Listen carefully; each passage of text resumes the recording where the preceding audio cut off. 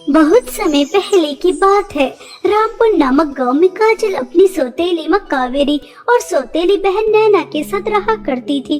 कावेरी और नैना दोनों ही बहुत ही ज्यादा दुष्ट और बुरे स्वभाव की थी। वह बेचारी काजल को बिल्कुल भी पसंद नहीं किया करती थी। काजल के पिता शहर में काम किया करते थे और वह जब भी आते थे तो कावेरी और नैना उनके सामने काजल से बहुत प्यार करती थी और जैसे ही वह शहर चले जाते तभी वह अपने असली रूप में आ जाती और बेचारी काजल की बहुत ज्यादा पिटाई भी क्या करती थी। घर का सारा काम उसी से ही कराती और पहनने के लिए भी फटे पुराने कपड़े देती और खाने के लिए 2 दिन में सिर्फ एक ही बार देती थी। और अगर काम करने में कुछ गलती हो जाती, कुछ टूट फूट जाता तो उसकी बहुत ज्यादा पिटाई भी क्या करती थी।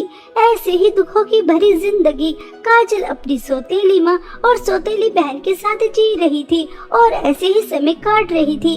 ऐसे ही एक दिन काजल के पिता शहर से गांव आ रहे थे, तभी रास्ते में उनका एक्सीडेंट हो जाता है और उस एक्सीडेंट में उनकी मृत्यु भी हो जाती है। कुछ लोग राम प्रकाश के डेड बॉडी को घर लेकर आ जाते हैं, जिसे देखकर काजल बहुत ही ज्यादा फूट फूट कर रोती है। नहीं नहीं पिताजी, आप मुझे इस तरह से अकेला छोड़ के नहीं जा सकते। माँ तो मुझे पहले ही छोड़ के चली गई और अब आप भी।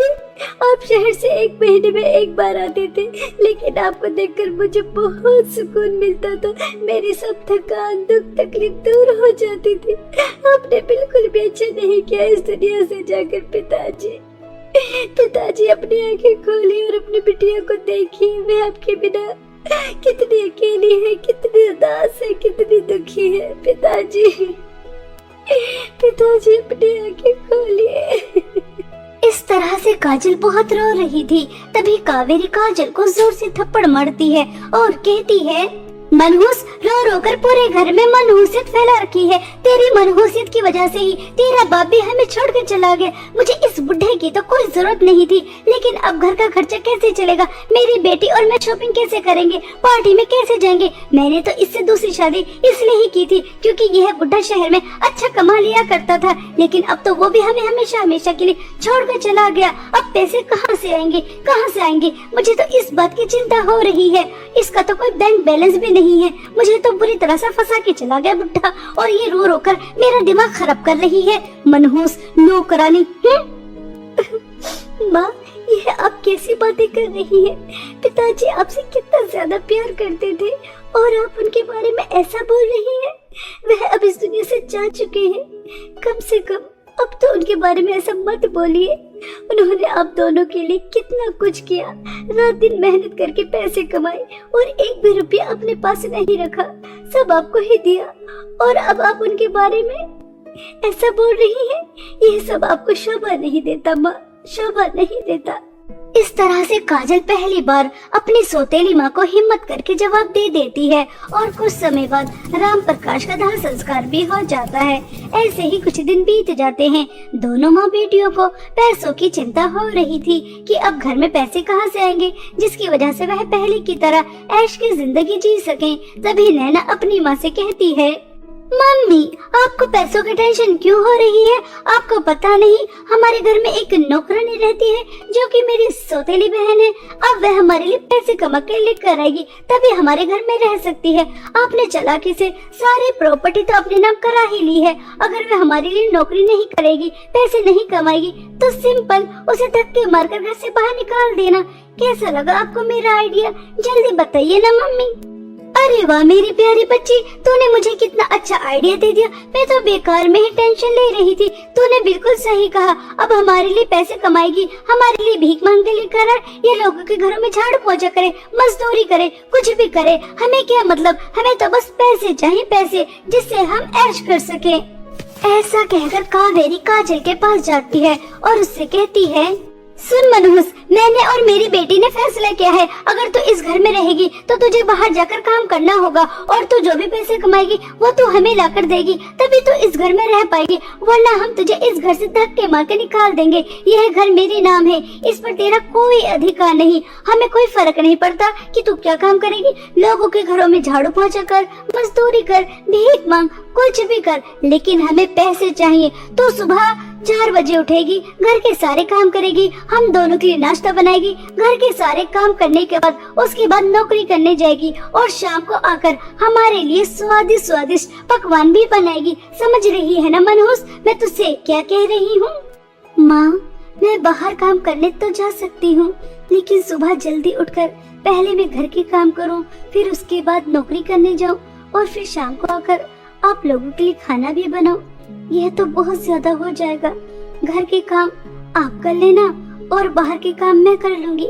इस तरह मिलजुल कर हम आपस में काम कर लेंगे तो अच्छा रहेगा, वरना मेरे ऊपर तो ज्यादा काम हो जाएगा।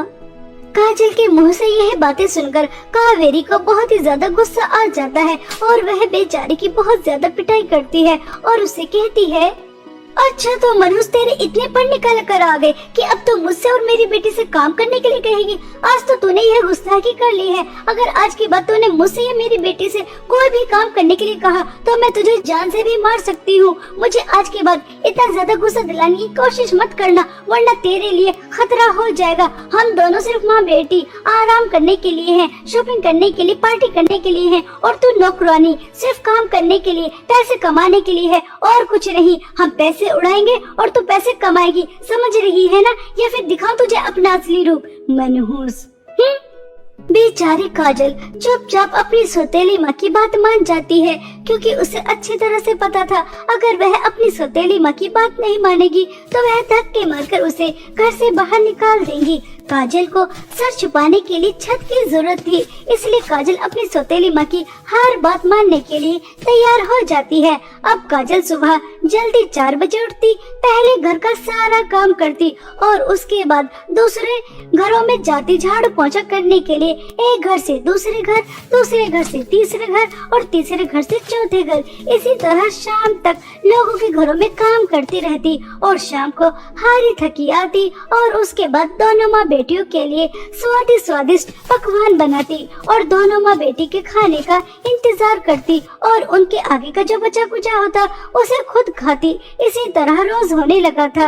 एक दिन काजल काम करके शाम को घर वापस आ रही थी, तभी उसे मॉल में सेल लगी नजर आती है और वह अपने लिए कुछ शॉपिंग कर लेती है।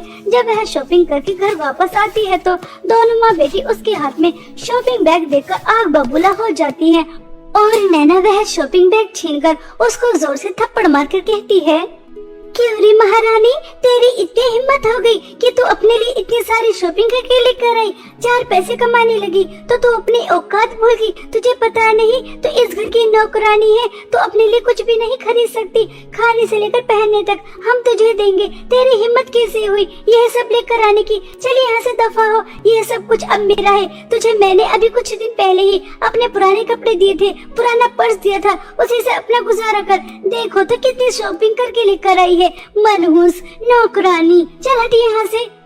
इस तरह से दोनों माँ बेटी हंसने लगती है और काजल के सभी शॉपिंग बैग अपने पास रख लेती हैं और उसे कुछ भी नहीं देती। यह सब देखकर काजल को बहुत दुख होता है और वह अपने माता पिता को याद कर कर बहुत रोती है।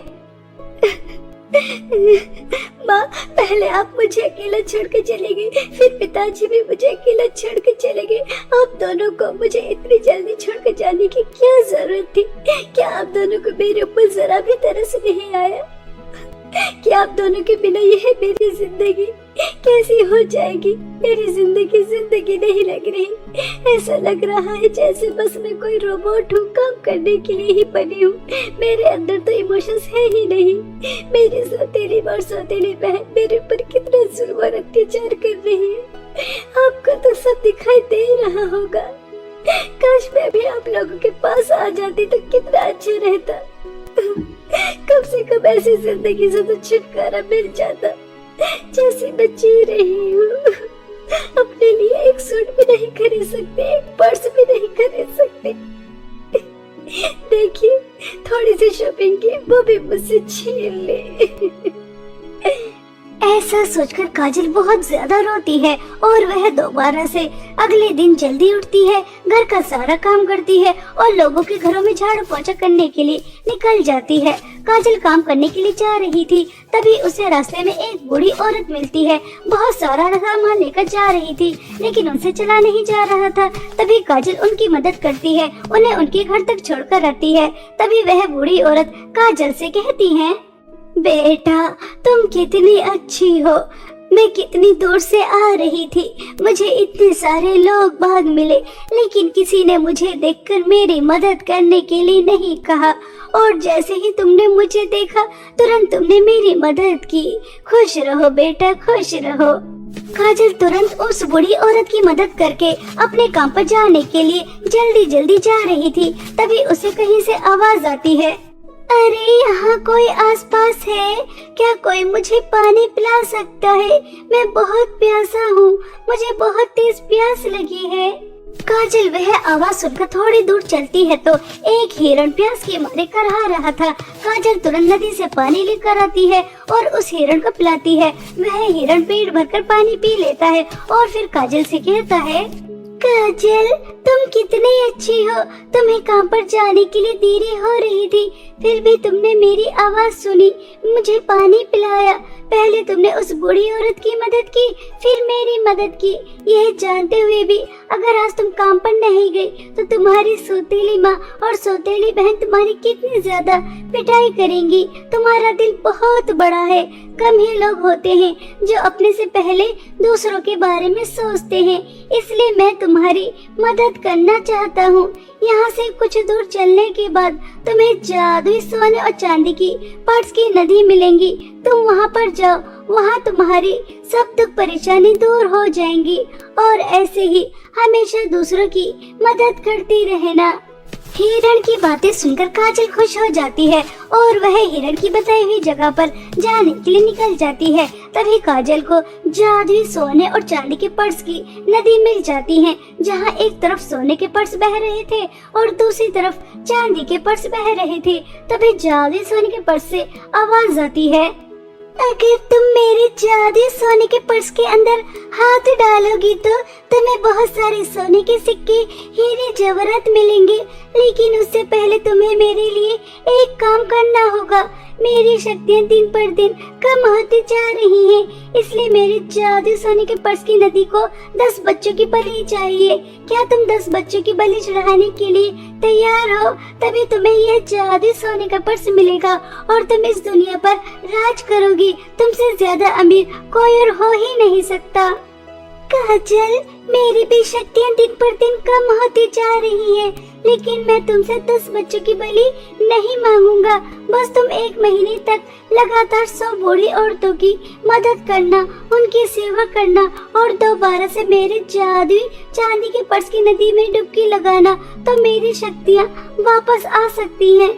लेकिन उसके बदले तुम्हें कुछ नहीं मिल सकता, बस मैं जीवित रह सकता हूँ और मेरे पास तुम्हें देने के लिए कुछ नहीं है। अगर तुम ऐसा नहीं करोगी तो कुछ दिन बाद मैं खत्म हो जाऊंगा। अब तुम्हारे हाथ में है कि तुम मेरी मदद करना चाहती हो या फिर धन दौलत प्राप्त करने के लिए 10 बच्चों की बलि चढ़ाने के लिए तैयार हो। जादू चांदी के पर्स की नदी, मैंने सोच लिया है मुझे क्या करना है। मैं धन दौलत का लालच नहीं करूंगी। अगर मेरी वजह से किसी का भला हो जाता है तो इससे अच्छी बात क्या ही होगी। हमेशा मेरी माँ समझाती थी कि दूसरों की मदद करना चाहिए, धन दौलत का कभी लालच नहीं करना चाहिए। धन दौलत क्या है, एक न एक दिन वह खत्म ही हो जाती है, लेकिन अगर तुम किसी की मदद करते हो तो वह हमेशा तुम्हें याद रखता है और मुसीबत के समय तुम्हारी मदद भी जरूर करता है। इसलिए मैं तुम्हारी मदद करना चाहती हूँ, मुझे धन दौलत नहीं चाहिए। ऐसा कहते ही काजल वहाँ से जाने लगती है। तभी जादू चांदी के पर्स की नदी से आवाज आती है, काजल, तुम्हें यहाँ से जाने की कोई जरूरत नहीं है। तुमने धन दौलत का लालच नहीं किया, तुमने दूसरों की मदद करने का फैसला किया। मैं तो बस तुम्हारी परीक्षा ले रही थी और कुछ नहीं। तुम अपनी परीक्षा में पास हो चुकी है। अब तुम जादू चांदी के पर्स की नदी से एक जादू चांदी का पर्स लेकर जा सकती हो। जब भी तुम इसके अंदर हाथ डालोगी तो तुम्हें पैसे ही पैसे मिलेंगे। इस जादू चांदी के पर्स के पैसे कभी खत्म नहीं होंगे। जादुई चांदी के पर्स की नदी की बातें सुनकर काजल खुश हो जाती है और अब वह अपनी सौतेली माँ के घर वापस नहीं जाती। जादुई चांदी के पर्स से पैसे निकालती है और अपने लिए एक सुंदर सा घर खरीदती है और एक बहुत बड़ी शॉप खोलती है जिसके अंदर वह बहुत सुंदर सुंदर पर्स रखती है और गांव के गरीब और परेशान लोगों की भी बहुत मदद करती है। इस तरह काजल अपनी सौतेली माँ से बहुत दूर एक हंसी खुशी जीवन बिता रही थी। ऐसे ही एक दिन दोनों माँ बेटी पर्स खरीदने जाती हैं, तो वह काजल की ही शॉप पर जाती है और काजल को देखकर हैरान हो जाती है। मम्मी, यह इस नौकरानी की शॉप है। यह कितनी ज्यादा अमीर होगी। इस नौकरानी ने जरूर कहीं लंबा हाथ मारा है, तभी तो यह हमारा घर छोड़कर यहाँ आकर इतनी दूर शहर में बस गई और अपनी इतनी बड़ी शॉप भी खोल ली। नहीं नहीं बेटा, अगर यह नौकरानी चोरी करती तो इतनी खुलेआम काम नहीं करती। चक्कर कुछ और है, पता लगाना ही होगा। ऐसा सोचकर दोनों माँ बेटी काजल के ऊपर नजर रखने लगती हैं और एक दिन काजल जादुई चांदी के पर्स से पैसे निकाल रही थी और उसी समय उन्हें पता चल जाता है कि काजल के पास जादुई चांदी का पर्स है, जिसे देखकर दोनों माँ बेटी बहुत खुश होती हैं और एक दिन मौका देकर उसे चुरा भी लेती हैं और जैसे ही चुराकर अपने घर लेकर आती हैं और उसके अंदर हाथ डालती हैं तो उसके अंदर से बहुत सारे सांप निकल कर आते हैं और दोनों माँ बेटी को तुरंत ही डस लेते हैं। दोनों माँ बेटी की तुरंत ही मृत्यु हो जाती है और उन्हें उनके लालच और बुरे स्वभाव की सजा बहुत अच्छी तरह मिल जाती है और जादू चांदी का पर्स दोबारा से काजल के पास पहुंच जाता है, जिसकी मदद से वह अपने साथ साथ औरों की भी जिंदगी में खुशियाँ लेकर आती है और खुद भी एक हंसी खुशी जीवन बिताती है। बहुत समय पहले की बात है। उदयपुर नामक गांव में आरोही अपनी नानी के साथ रहा करती थी। कुछ समय पहले ही आरोही के माता पिता की मृत्यु एक ट्रेन हादसे में हो जाती है। आरोही के पिता अपनी छोटी सी जमीन में सब्जियां उगाते थे और उन्हें बेचा करते थे। अपने पिता की मृत्यु के बाद आरोही भी उसी जमीन में सब्जियां उगाती थी और उन्हें बेचा करती थी। सब्जियां बेचकर उसे जो भी कुछ पैसे मिलते थे उसी से वह अपना और अपनी नानी का पालन पोषण करती थी। इसी गांव में आरोही की एक बहुत अच्छी दोस्त थी नैना, जो बहुत अमीर थी। उसे धन दौलत की कोई कमी नहीं थी। जहां आरोही एक छोटी सी झोपड़ी में रहा करती थी, वहीं दूसरी तरफ नैना महल जैसे घर में रहा करती थी। एक दिन नैना अपने कुछ पुराने कपड़े और सैंडल आरोही के पास लेकर आती है और उससे कहती है, आरोही यार, तुझे तो पता है कि मेरे मम्मी पापा की एनिवर्सरी आ रही है और मेरे सभी दोस्त बहुत अमीर हैं। उनके पास अच्छे अच्छे ड्रेस और अच्छे अच्छे सैंडल है। बस तुम ही थोड़ी गरीब हो, इसलिए मैंने सोचा कि तुम्हें अपने पुराने कपड़े और सैंडल दे देती हूँ। इन्हें पहनकर तुम पार्टी में आ जाना, ठीक है? नैना, तुमने मेरे बारे में इतना सोचा, मुझे बहुत खुशी हुई। लेकिन मैं किसी की उतरन नहीं पहनती। मैं गरीब जरूर हूँ, लेकिन मेरे पास जो भी है मैं इसी में खुश हूँ। और अगर तुम्हें मुझे इस हाल में देखकर पार्टी में बुरा लगेगा तो ठीक है, मैं पार्टी में नहीं आऊंगी। तुम अपने अमीर दोस्तों के साथ एंजॉय कर लेना, ठीक है? अगर तुम्हें इन पुराने कपड़ों की कोई जरूरत नहीं है तो मैं डस्टबिन में फेंक दूंगी। मुझे लगा था कि तू ऐसे हाल में मेरे मम्मी पापा की एनिवर्सरी में आएगी तो सब तेरा कितना मजाक उड़ाएंगे। बस यही सोचकर मैं तेरे पास आ गई। लेकिन तुम्हें जैसा आना है तो मेरे मम्मी पापा की एनिवर्सरी पार्टी में आ जाना, ठीक है? ऐसा कहकर नैना वहाँ से चली जाती है और आरोही अपनी जमीन से ताजी ताजी सब्जियाँ लेती है और उन्हें बाजार में बेचने चली जाती है। सब्जी ले लो सब्जी, हरी हरी ताजी ताजी सब्जी ले लो। पालक, धनिया, मेथी, मटर, गाजर, टमाटर, आलू। सब्जी ले लो सब्जी, ताजी ताजी सब्जी ले लो। इस तरह से आरोही इतनी तेज कड़कड़ाती धूप में अपनी सब्जियां बेच रही थी। आज आरोही के पास बहुत कम ग्राहक आते हैं, मगर उसकी जितनी भी सब्जियां बिकती है वह उन्हें के पैसे लेकर घर जा रही थी। तभी उसे सामने एक बेकरी नजर आती है, जिसे देखकर आरोही सोचती है, मैं रोज इसी रास्ते से गुजरती हूँ और इस बेकरी पर हमेशा इसी तरह से भीड़ लगी रहती है। आजकल सब लोग अपना जन्मदिन मना रहे हैं ना, एनिवर्सरी सेलिब्रेट करते हैं, छोटी छोटी बात को सेलिब्रेट करते हैं, इसलिए सब केक खरीदते हैं, पेस्ट्री खरीदते हैं। नानी को भी तो बहुत अच्छे केक बनाने आते हैं, लेकिन अब वह केक तो बना नहीं सकती, लेकिन मुझे बनाना सिखा तो सकती है। अगर मैं भी बेकरी खोल लूँ तो हाँ, मुझे नानी से बात करनी चाहिए, यही ठीक रहेगा। ऐसा सोचकर आरोही घर वापस आ जाती है और अपनी नानी से कहती है, नानी जी आपको पता है आजकल केक बहुत ज्यादा तादाद में बिक रहे हैं, इसलिए मैं सोच रही थी अगर मैं भी छोटी सी बेकरी खोल लूं तो सब्जियां बेचने से ज्यादा पैसे तो मिल ही जाएंगे। इतनी तेज कड़कड़ाती धूप में एक गली से दूसरी गली सब्जियां बेचती रहती हूँ और पैसे भी ज्यादा नहीं मिलते। बेकरी होगी तो उसके अंदर बैठकर आराम से केक बेचती रहूंगी। और आपको तो केक बनाने बहुत अच्छे आते हैं, आप मुझे केक बनाना सिखा देना। हाँ बेटा, सोच तो तुम बिल्कुल सही रही हो, मगर बेटा हम गरीब हैं, हमारे पास इतने पैसे कहाँ से आएंगे कि हम बेकरी खोल सकें। बेकरी खोलने में तो बहुत ज्यादा पैसे लग जाएंगे, हमारे पास तो कोई जमा पूंजी भी नहीं है, सोने की चीज भी नहीं है जिसे बेचकर हम बेकरी खोल सके। सब्जी बेचकर तुम बस इतने ही पैसे कमा पाती हो कि हम बहुत मुश्किल से 2 समय का खाना खा पाते हैं। मेरी दवाइयाँ भी समय पर नहीं आती, इतना बड़ा काम हम कैसे कर सकते हैं बेटा। नानी जी आप इस बात की चिंता मत कीजिए, आपको पता है ना जमींदार सूद पर पैसे देते हैं, तो बस बेकरी खोलने के लिए हम अपने इस छोटे से मकान को गिरवी रख देंगे और जब बेकरी चलने लगेगी तो पैसे जमा करके अपने घर को छुड़ा लेंगे। देखना नानी जी, मुझे पूरी उम्मीद है कि हमारी बेकरी बहुत अच्छी चलेगी, कृपया करके मान जाइए ना। आरोही की नानी मान जाती हैं और आरोही खुशी खुशी अपने घर के पेपर लेकर जमींदार के पास जाती है और उनसे कहती है, जमींदार जी आप सूद पर पैसे देते हो ना, तो ये लीजिए मेरे घर के पेपर और मुझे सूद पर पैसे दे दीजिए। कुछ ही समय में मैं आपके पैसे लौटा दूंगी और अपने घर के पेपर वापस ले जाऊंगी। यह घर के पेपर तो कोई खास नहीं है, छोटा सा ही घर है, तुम्हें ज्यादा पैसे नहीं मिलेंगे। आरोही जमींदार से थोड़े से पैसे लेकर आ जाती है और साथ में केक बनाने का सामान भी, और अपनी नानी से केक बनाना सीखती है और थोड़े ही समय में आरोही बहुत अच्छे केक बनाने लगती है और वह अपनी एक छोटी सी बेकरी खोलती है जिसमें वह अपने हाथ के बहुत ही स्वादिष्ट केक बनाकर लगाती है। ऐसे ही 1 दिन 2 दिन 3 दिन बीत जाते हैं, लेकिन आरोही के पास एक भी ग्राहक नहीं आता और वह उदास होकर घर चली जाती है। तभी आरोही की नानी आरोही से कहती है, आरोही बेटा लगता है आज भी तुम्हारा कोई केक नहीं बिका, तभी तुम इतनी उदास नजर आ रही हो। हाँ नानी जी, आज भी मेरा कोई केक नहीं बिका, लगता है मेरी बेकरी छोटी है ना, इसलिए कोई भी ग्राहक मेरे पास आ ही नहीं रहा। मगर नानी मैं कोशिश करती रहूंगी, क्योंकि कोशिश करने वालों की कभी हार नहीं होती। और देखना एक दिन मेरी बेकरी बहुत अच्छी चलने लगेगी, आप परेशान मत होइए।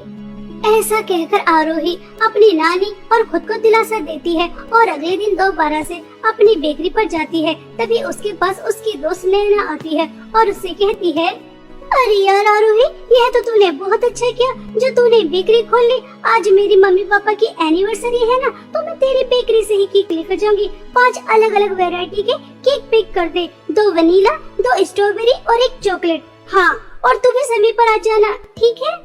ऐसा कहकर नैना उसकी बेकरी से 5 केक ले जाती है। शाम को आरोही भी पार्टी में चली जाती है। आरोही की बेकरी की केक सभी को बहुत ज्यादा पसंद आते हैं, सब केक की बहुत तारीफ करते हैं और नैना से बेकरी का पता पूछते हैं। तो नैना सबको बताती है कि यह उसकी दोस्त आरोही की बेकरी है और अगले दिन से आरोही की बेकरी पर लाइन लगना शुरू हो जाती है, क्योंकि उसके हाथ से बने केक बहुत ही ज्यादा टेस्टी थे। आरोही बहुत ज्यादा खुश थी क्योंकि अब उसके घर के हालात पहले से बेहतर हो जाते हैं। लेकिन कहते हैं ना कि गरीब की यहाँ खुशियाँ ज्यादा दिन तक टिकती नहीं है। आरोही के सामने एक बहुत बड़ी बेकरी थी जिसके पास अब ग्राहक आने कम हो जाते हैं। तभी उस बेकरी की मालकिन कंचन सोचती है, जब इस आरोही की बच्ची ने बेकरी खोली थी तो मुझे लगा था छोटी सी है, चलेगी नहीं, लेकिन अब देखो देखते ही देखते कितनी चलने लगी है, मेरे ग्राहक कम होने लगे हैं। मैं इसे आसमान की ऊंचाइयों पर उड़ने नहीं दूंगी, मुझे इसके पर काटने होंगे, वरना मेरा धंधा चौपट हो जाएगा। और मेरा धंधा चौपट हो जाए, नहीं नहीं, ऐसा मैं होने नहीं दूंगी। अब देख मैं तेरे साथ करती क्या हूँ, मुझसे बच के तो दिखा। ऐसा सोचकर कंचन आरोही को बर्बाद करने का प्लान बना लेती है और वहीं दूसरी तरफ आरोही बहुत खुश थी और वह अपनी नानी के लिए नई साड़ी और समोसे और चाउमीन बहुत सारा खाने का सामान लेकर जाती है और अपनी नानी से कहती है, नानी जी मैंने आपसे कहा था ना कि मैं हार नहीं मानूंगी, कोशिश करती रहूंगी, क्योंकि कोशिश करने वालों की कभी हार नहीं होती। और देखिए अब मेरी बिक्री पहले से कितनी अच्छी चलने लगी है। बस अगर इसी तरह से चलती रहेगी तो कुछ ही दिनों में मैं घर के कागज भी छुड़ा लूंगी। नानी आपके लिए साड़ी और समोसे चाउमीन लेकर आई हूँ, यह लीजिए, इसे खा लीजिए। हाँ बेटा तुमने बिल्कुल सही कहा, कोशिश करने वालों और मेहनत करने वालों की कभी हार नहीं होती। तुम ऐसे ही मेहनत और कोशिश करती रहना और देखना एक दिन तुम्हारी जगह जगह पर बेकरी होंगी। मुझे बहुत खुशी है तुम कामयाब हो रही हो। इस तरह से दोनों बहुत ज्यादा खुश होती हैं, लेकिन उन्हें क्या पता था कि अब उनकी जिंदगी में क्या तूफान आने वाला है। कंचन रात हो जाने के बाद आरोही की बेकरी पूरी तरह से जला देती है और बहुत खुश होती है। आरोही गरीब की बच्ची, ये देख मैंने तेरी बेकरी पूरी तरह से जला दी है। अब तो इतना बड़ा नुकसान कहाँ से चुकाएगी? अब मजा आएगा। मेरे ग्राहक तोड़ने चली थी और मैंने बेचारी को जड़ से ही उखाड़ कर फेंक दिया। ऐसा सोचकर कंचन बहुत ज्यादा खुश हो रही थी। सुबह होने के बाद आरोही खुशी खुशी अपनी बेकरी पर आती है तो उसके पैरों तले जमीन खिसक जाती है, क्योंकि बेकरी पूरी तरह से जल चुकी थी। यह देखकर आरोही बहुत फूट फूट कर रोती है। अरे नहीं, यह क्या नर्थ हो गया? मेरी बेकरी तो पूरी तरह से जल गई। इसके अंदर कितना सारा सामान रखा था वह भी सब जलकर राख हो गया। अब मैं मेरे घर को कैसे छुड़ाऊंगी? नानी की दवाइयाँ खाना पीना कैसे करूंगी? यह जिसकी दुकान है वह तो मुझसे इसके पैसे मांगेगा। यह सब क्या हो गया? मेरी खुशियों को किसकी नजर लग गई? ऐसा कैसे हो सकता है? रात तक तो सब कुछ ठीक ठाक था, अचानक क्या हो गया? मेरी खुशियाँ, दुकान, घर सब कुछ उजड़ गया। अब कुछ नहीं बचा, कुछ भी नहीं बचा। ऐसा सोच सोचकर आरोही बहुत ज्यादा रो रही थी। आरोही को रोता हुआ एक परी देख लेती है तो आरोही के ऊपर उसे बहुत तरस आता है और वह आरोही के पास जाती है और उससे कहती है, आरोही तुम्हारे साथ जो भी कुछ हुआ बहुत गलत हुआ। मैं तुम्हारी मदद करना चाहती हूँ। आओ मेरे साथ चलो मेरी जादुई सोने और चांदी की केक की नदी के पास। वह परेशान और अच्छे लोगों के काम आती है। तुम बहुत अच्छी हो, हमेशा दूसरों की मदद करती हो। मैंने देखा कि तुम किस तरह से गरीब बच्चों को अपनी बेकरी से केक देती हो। जिसका दिल इतना अच्छा हो उसके साथ बुरा नहीं होना चाहिए। आओ मेरे साथ चलो मेरी जादुई सोने और चांदी की केक की नदी के पास। ऐसा कहकर वह परी आरोही को अपने साथ उड़ाकर अपनी जादुई सोने और चांदी की केक की नदी के पास ले जाती है। एक तरफ सोने की केक बह रहे थे और दूसरी तरफ चांदी की केक बह रहे थे। तभी जादुई सोने और चांदी की केक की नदी से आवाज आती है, परी जैसा कि तुम जानती हो इस नदी के केक सिर्फ वही लेकर जा सकता है जो मेरे सवालों के सही सही जवाब दे। तो मैं इस लड़की से कुछ सवाल पूछती हूँ, अगर यह अपनी परीक्षा में पास हो गई तो मैं इसे जादुई सोने और चांदी के केक की नदी से जादुई केक दे दूंगी। सुनो लड़की, तुम्हारे सामने दो बच्चे भूखे हैं और तुम्हारे पास सिर्फ एक रोटी है, लेकिन वह बच्चे काफी समय से भूखे हैं। अगर वह तुमसे एक रोटी मांगेंगे तो उस समय तुम क्या करोगी? मैं उस समय उन दोनों बच्चों को आधी आधी रोटी खिला दूंगी, क्योंकि मेरी नानी हमेशा मुझसे कहती है भूखे लोगों को खाना खिलाना बहुत पुण्य का काम होता है। इसलिए मैं एक समय भूखे रहकर इतना सारा पुण्य कमाना चाहूंगी। आरोही तुम बहुत अच्छी हो, अपनी परीक्षा में पास हो चुकी हो, वरना आज के टाइम में कोई भी दूसरों के बारे में नहीं सोचता। अब तुम जादुई सोने और चांदी के केक की नदी से एक सोने का केक और एक चांदी का केक लेकर जा सकती हो। जादुई सोने के केक से तुम्हें बहुत सारी धन दौलत मिलेगी और जादुई चांदी के केक से तुम्हें हमेशा केक मिलते रहेंगे, जिसकी मदद से तुम्हें अब कोई भी कमी नहीं होगी। आरोही खुश होकर जादुई सोने और चांदी की नदी से जादुई केक लेकर आ जाती है और जादुई सोने के केक से बहुत सारी धन दौलत लेकर अपना सारा कर्जा चुका देती है और अपनी एक बहुत बड़ी बेकरी खोलती है और जादुई चांदी के केक से केक लेकर उस बेकरी में बेचती है। इस तरह से आरोही की बहुत सारी बेकरियां होती हैं और उसका बहुत नाम होता है। आरोही कुछ ही दिनों में बहुत अमीर हो जाती है और जब इस बात की खबर कंचन को लगती है तो वह आग बबूला हो जाती है। नहीं नहीं, ऐसा नहीं हो सकता। वह मामूली सी लड़की इतनी आगे नहीं बढ़ सकती। आज उसकी एक नहीं, दो नहीं, 5-5 बेकरियां हैं और वह इतनी अमीर नहीं हो सकती। मुझे पता लगाना होगा आखिर उसे क्या मिला है जो इतनी जल्दी इतनी ज्यादा अमीर हो गई। हाँ, मुझे पता लगाना ही होगा। ऐसा सोचकर कंचन उसके घर जाती है तो उसे पता चल जाता है कि जादुई सोने और चांदी की केक की मदद से वह इतनी अमीर हुई है और एक दिन मौका देखकर वह जादुई सोने का केक चुराकर लेकर आ जाती है और घर आकर उससे कहती है, ये है जादुई सोने का केक, इससे जो भी कुछ मांगते हैं ये दे देता है। ये जादुई सोने का केक मुझे बहुत सारी धन दौलत दे, इतनी सारी धन दौलत कि मुझसे ज्यादा अमीर कोई और ना हो और वह आरोही की बच्ची दोबारा से गरीब हो जाए, उसके पास कुछ भी ना रहे। जल्दी से तू मुझे बहुत सारी धन दौलत दे दे। कंचन के इतना कहते ही जादुई सोने के केक के अंदर से धन दौलत तो नहीं बल्कि बहुत सारे सांप और बिच्छू निकल कर आते हैं जो उसे तुरंत ही डस लेते हैं और उसकी तुरंत ही मृत्यु हो जाती है। कंचन को उसके लालच और बुरे स्वभाव की सजा बहुत अच्छी तरह मिल जाती है और वहीं दूसरी तरफ आरोही अपने साथ साथ पूरे गाँव की भी बहुत मदद करती है और खुद भी एक हंसी खुशी जीवन बिताती है, सिर्फ और सिर्फ अपने अच्छे स्वभाव और दूसरों की मदद करने की वजह से। आज उसके पास जादुई सोने और चांदी के केक थे जिसकी वजह से आज वह एक खुशहाल जीवन बिताती है।